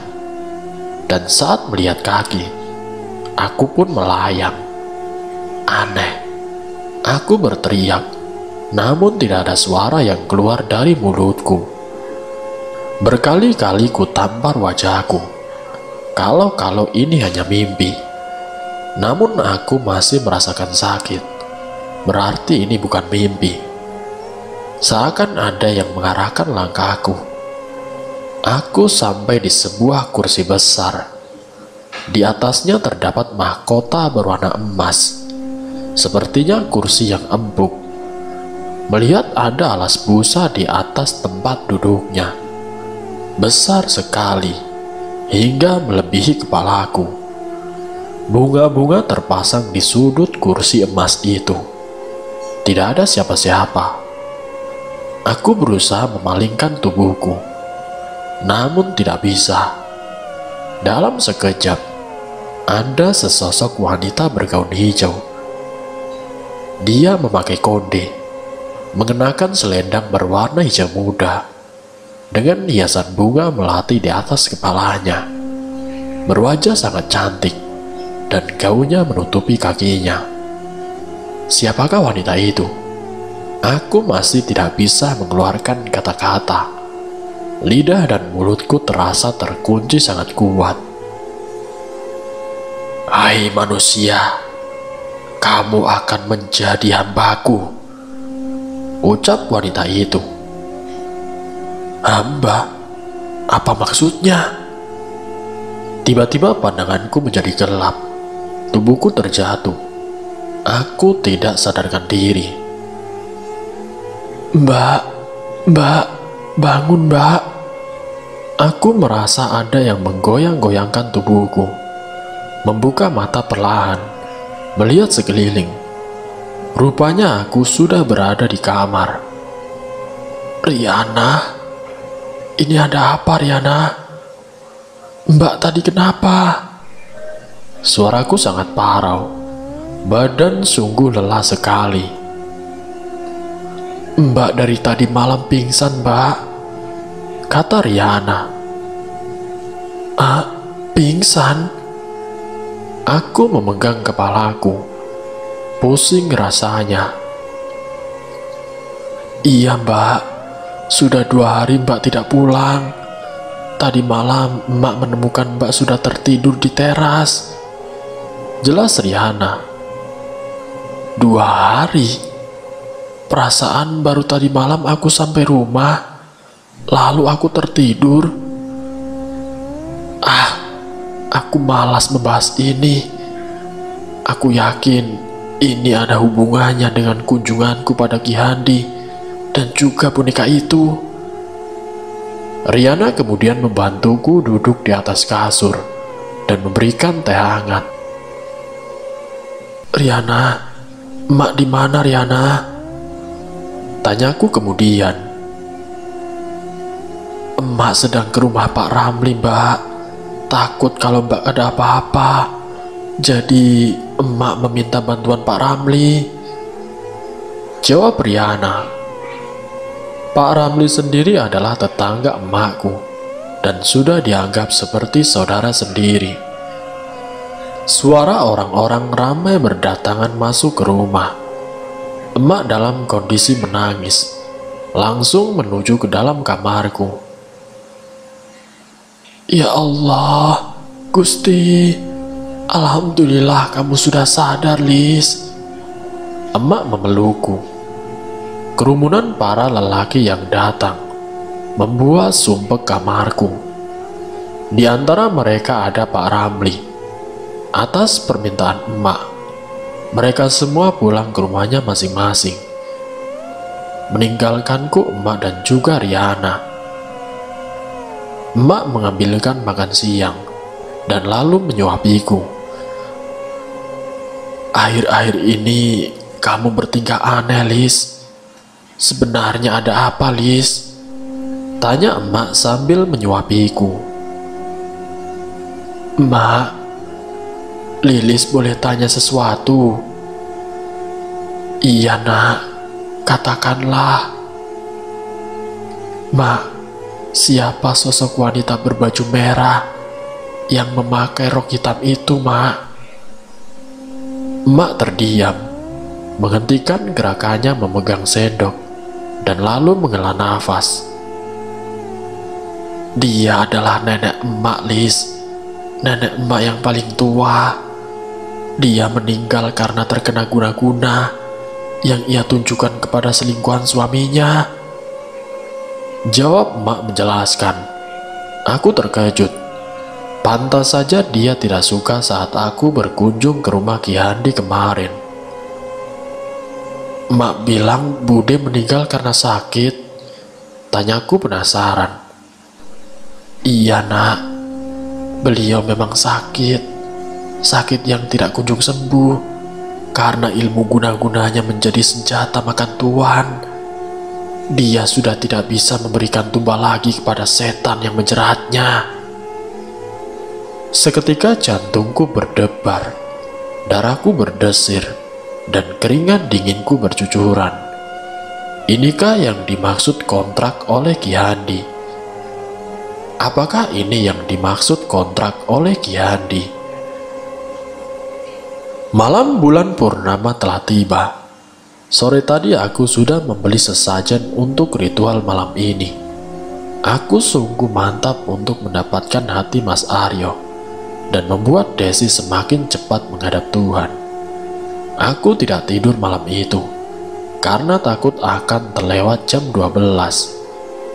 Sambil menelpon Mas Aryo demi membunuh rasa kantuk yang sedari tadi kutahan, melepas rindu dengannya yang sudah lama tidak berjumpa. Aku sangat yakin sebentar lagi kamu akan menjadi suamiku. Emak dan Riana sudah tertidur dengan lelap. Aku pun memulai ritualnya. Kubuka secari kertas dari Ki Handi, kemudian membacanya dengan sungguh-sungguh. Hawa panas menyelimuti seluruh ruangan kamarku. Jantungku berdegup kencang. Dengan teliti aku membaca mantranya, membayangkan wajah Desi dengan fokus, memegang boneka itu di tanganku. Aku menusuk boneka itu di bagian kakinya. Berulang kali kulakukan tusukan itu, menggunakan jarum yang diberi oleh Ki Handi. Aku sebenarnya tidak yakin ini akan langsung mengenai si Desi. Tapi siapa yang meragukan kekuatan seperti ini? Aku berusaha meyakinkan diriku. Mas, malam ini kita jalan yuk. Sudah lama kita tidak berkencan. Ajakku sewaktu bertemu Mas Aryo di sebuah kedai siang itu. Maaf Lis, malam ini aku tidak bisa, jawabnya. Kenapa Mas? Kamu sibuk? Desi sakit lagi. Entah kenapa kakinya mendadak lumpuh. Terlihat raut wajah sedih Mas Aryo. Mataku terbelalak. Benarkah ini terjadi? Loh, memangnya kenapa Mas? Aku tidak tahu Lis. Padahal sebelumnya dia biasa-biasa saja, jawab Mas Aryo. Boleh aku menjenguknya Mas? Iya Lis, silakan saja. Tapi tolong bawa adikmu ya, agar dia tidak curiga, terang Mas Aryo. Malam itu aku mengajak Riana menjenguk Desi di rumahnya. Dengan rasa senang, aku melangkahkan kaki memasuki rumahnya. Ya Allah Mbak, kok bisa sampai begini? aku melihat Desi duduk di kursi roda yang didorong oleh Mas Aryo. Iya, aku tidak tahu, Mbak. Tiba-tiba kakiku mati rasa. Aku tidak bisa menggerakkannya. Dan kata dokter, kakiku tidak sakit apa-apa. Yang sabar ya, Mbak. Aku mengelus pundaknya. Mas, antar aku ke kamar. Aku mau sholat isya, Mas, kata Desi kepada Mas Aryo. Dengan sabar Mas Aryo mendorong kursi roda Desi. Semoga kamu lekas mati, Des. Aku kemudian pamit pulang kepada Mas Aryo. Dia terlihat tabah menerima keadaan Desi yang sudah lumpuh seperti itu. Tiba di rumah, aku pun bergegas masuk ke dalam kamar, menyusun peralatan ritualku. Aku ingin Desi segera menemui ajalnya. Kuabaikan perkataan Ki Handi yang menyuruhku melakukan ritual hanya saat malam bulan purnama. Aku berpikir, lebih sering kulakukan, Desi akan cepat mati. Memegang boneka itu dan membacakan mantranya, sambil fokus membayangkan wajah Desi yang kesakitan. Senyuman tersinggung di bibirku. Aku menusukkan jarum ke bagian perut dan juga tangan boneka itu. Hawa di kamar semakin panas. Tubuhku gemetar. Boneka itu terlempar dari tanganku. Aku terkejut dengan nafas tersengal-sengal. Air dari cawan berisi potongan kembang itu tumpah ke lantai. Lis, ada apa, Lis? Emak mengetuk pintu kamarku. Tidak ada apa-apa, Mak. Aku memungut boneka itu kembali, mengulangi ritual, membacakan jambi-jambi, dan semakin fokus membayangkan Desi menderita. Namun lagi-lagi boneka itu terpental. Jantungku berdegup semakin kencang. Keringatku bercucuran. Tiba-tiba pandanganku menjadi gelap, antara sadar dan tidak. Aku kembali berada di sebuah singgasana berwarna emas yang dulu pernah kutemui. Aku tahu ini hanya mimpi. Kini suasana di singgasana ini berubah menjadi sangat panas. Aku tidak melihat sosok wanita berbaju hijau itu di sana. Namun tiba-tiba, dua makhluk besar datang dari arah belakangku. Badannya sangat besar, memakai celana pendek berwarna hijau. Tangannya sangat kekar, menyeret tubuhku ke belakang. Aku ingin berteriak, tapi suaraku sama sekali tidak terdengar. Dengan kasar mereka menyeret tubuhku yang hanya separuh dari ukuran tubuh mereka. Berulang kali aku meronta dan berusaha melepaskan cengkeraman dari tangan kasar mereka. Tubuhku menggeliat. Berkali-kali aku menjerit meminta tolong, tapi tetap tidak ada suara yang keluar dari mulutku. Diseret dan rambutku dijambak. Sakit sekali. Perih. Aku berusaha meronta, melepaskan genggaman kedua makhluk besar itu. Namun apa daya, badanku kalah besar dari mereka. Aku sangat lelah. Mereka membawaku ke sebuah ruangan yang gelap sekali. Tidak ada celah cahaya yang masuk. Pengap sekali. Aku hanya bisa mendengar dengusan nafas dari kedua makhluk itu. Terdengar sangat marah. Aku didudukkan di lantai dengan posisi bersimpuh. Tiba-tiba di hadapanku timbul sebuah cahaya yang menyilaukan, sangat terang sekali. Dari dalam cahaya itu muncul wanita berbaju hijau yang tempo hari kutemui di tempat misterius ini. Dia membawa dua ekor ular yang melilit di lehernya. Ular itu saling menjulurkan lidahnya. Sang wanita terlihat marah padaku. "Kenapa kamu bersikeras?" ucap wanita itu. Suaranya terdengar menggelegar. Aku ingin menjawab, namun tidak bisa. Mulutku terkunci dengan rapat. Kini hari pun berlalu.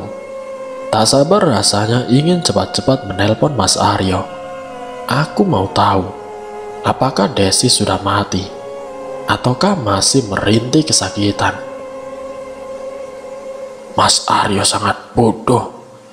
Jelas-jelas Desi sudah tidak bisa memberikannya kebahagiaan. Masih saja ia pertahankan. "Emak tidak lagi melihat budemu ke sini, Lis?" tanya emak saat ku bantu dirinya membungkusi kerupuk di dapur. "Ah, emak, dia itu kan hantu. Memang tidak pantas dia ada di sini bersama kita," jawabku menjelaskan. "Bukan seperti itu, Lis. Dulu sebelum dia meninggal, dia pernah berpesan pada emak, jangan sesekali mendatangi dukun atau melakukan guna-guna. Nanti akan celaka." "Ya iyalah, Mak. Siapapun yang berhubungan dengan setan, itu pasti akan celaka." Omonganku terbata-bata. Lagi pula siapa yang percaya dengan senjata makan tuan, seperti yang kebanyakan orang lakukan. Mereka sukses menjalani ritual santet dan mendapatkan apa yang ia mau. Aku meninggalkan emak di dapur. Segera ku ambil ponsel dan menelpon Mas Aryo. Lama sekali tidak ada jawaban, sampai ku telepon berulang-ulang. "Halo Mas," teleponnya terhubung. "Iya, halo Lis." "Mas, kamu lagi di mana, Mas? Malam ini kita jalan yuk. Aku sangat rindu padamu, Mas," ucapku dengan manja. "Maaf, Lis. Kali ini aku sedang menemani Desi. Dia sedang terapi berjalan. Alhamdulillah dia sudah berjalan sedikit demi sedikit." "Apa?" Mataku terbelalak. Darahku naik ke ubun-ubun. Langsung kumatikan sambungan teleponnya. Rupanya mantraku tidak berhasil. Kulihat jam masih pukul 9 pagi. Aku memakai jaket, berganti pakaian, dan bergegas menuju ke rumah Ki Handi. Apa-apaan ini? Kenapa santetnya tidak berhasil? Dia mempermainkanku. Tanpa pamit pada emak, aku melajukan motor dengan kecepatan penuh. Hatiku kalut dirundung emosi.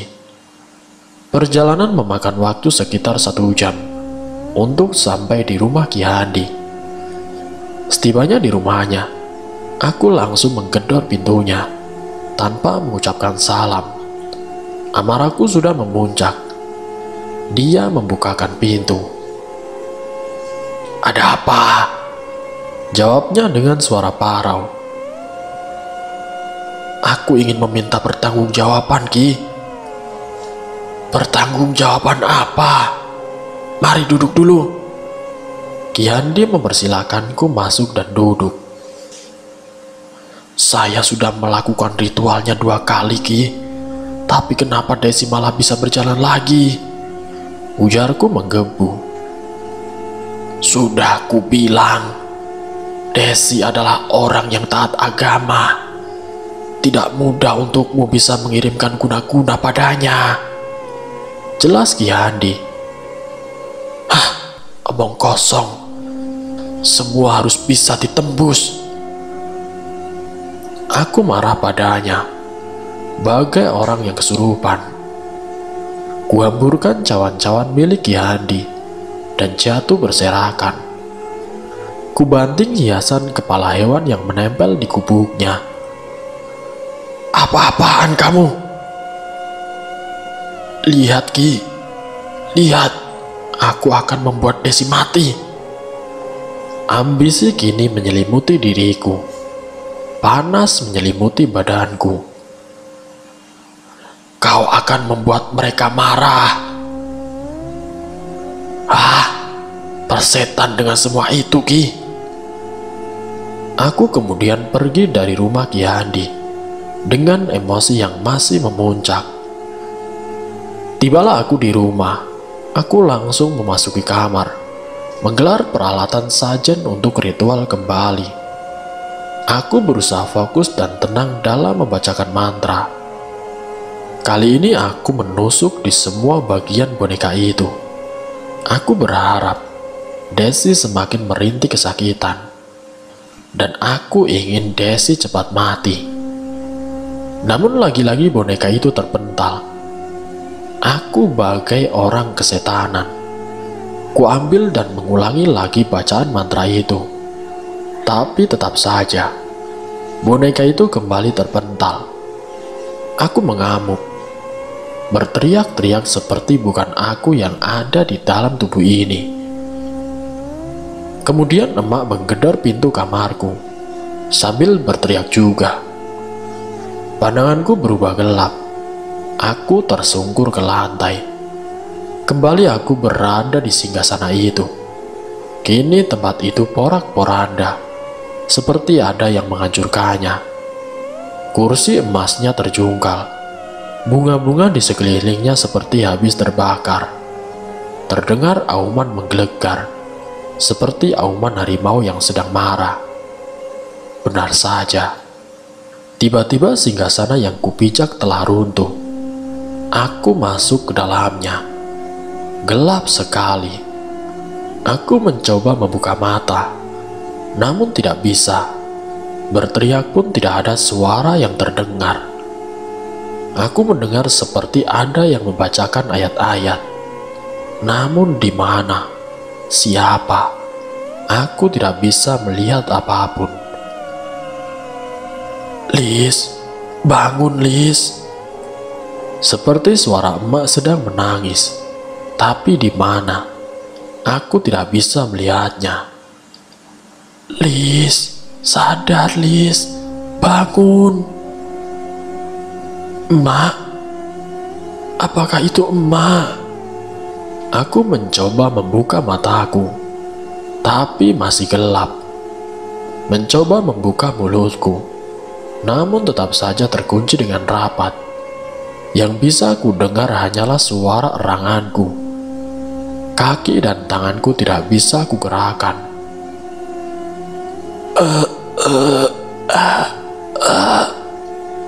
Hanya itulah yang bisa ku keluarkan dari mulutku yang terkunci. Emak masih terdengar menangis, dan tidak hanya emak. Nampaknya banyak sekali orang yang berada di sini, sedang berkumpul. Tapi aku di mana? Tubuhku sangat kaku sekali. Sampai singkat ceritanya, aku sudah bisa berbicara, namun tidak terdengar jelas, seperti orang berbisik. Aku masih tidak bisa membuka mataku. Badanku pun kaku seperti kayu. Membuang hajat pun dilakukan di atas kasur. Emak dan Riana lah yang mengurus aku saat itu. Sedangkan Mas Aryo pernah menengok aku, dan emak menyampaikan perbuatannya. Aryo terkejut. Dia bahkan tidak habis pikir bahwa aku akan setega ini melakukan itu pada Desi. Kini Desi telah tiada karena penyakit rahimnya yang membuat tubuhnya lemas, bukan karena santet. Aryo menuturkan bahwa Desi sangat gemar melakukan ibadah. Saat kakinya lumpuh pun, Desi masih sering melakukan sholat. Itu yang membuat Aryo setia mendampingi si Desi. Aku pun sempat meminta maaf pada Aryo. Namun nasi telah menjadi bubur. Aku tetap tidak bisa merubah takdirku. Setelah 3 tahun pasca Lilis melakukan santet, ia meninggal dengan ada butiran air mata jatuh di pipinya. Inilah kontrak mati Lilis kepada sang setan yang telah meracuni pikirannya. Semua karena ambisi dan juga tekadnya mendapatkan cinta yang jelas-jelas tidak bisa didapatkan. Dan cerita pun selesai. Itulah akhir kisah yang dialami oleh Lilis. Kisah seorang pemuja iblis yang mati dengan secara mengenaskan. Semoga dari kisah ini kita dapat mengambil hikmah dan juga pelajarannya. Sampai bertemu lagi video-video yang terbaru. Wassalamualaikum warahmatullahi wabarakatuh.